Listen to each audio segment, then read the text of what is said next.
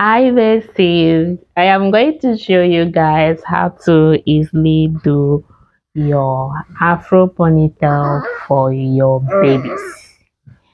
If you are doing it for an older kid, it means you don't need to do the cutting, okay? So you can actually do it, go ahead and start attaching it the way the Afro hair is.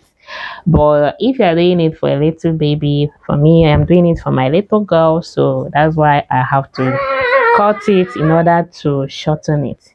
So the next thing you are going to do is to be picking it little by little and then start to attach it on the band. So you can either use the first method I showed you guys to attach it, or you can as well use this particular method to attach it. Anyone you find comfortable to do will give you the best result.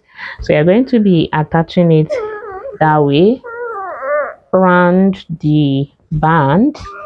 Okay, this particular band is best for you to use, especially for kids. So you're gonna be attaching this to your band till you just attach it round.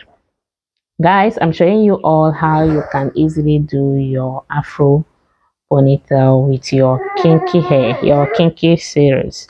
How you can achieve a beautiful ponytail for your kids at home using this step-by-step process that you can easily follow. So when you are done, you're going to be leaving little, which is the attachment area where you're going to be installing it, using to install it on your baby's hair. So some people, when they do it, you can also trim it, but for me, I don't like the trimming, because when you trim it, anytime you want to install it, you are going to be doing a kind of adjustment for it to sit pretty on your baby girl's hair. But if you use this particular method, which is the tacking method, using your thread and needle to tack it around, you don't need to do any adjustment. Just install and then you are ready. If you're a busy mom or you don't know a quick way you can style your baby's hair, just do this ready to wear Afro ponytail for your baby using this step-by-step process.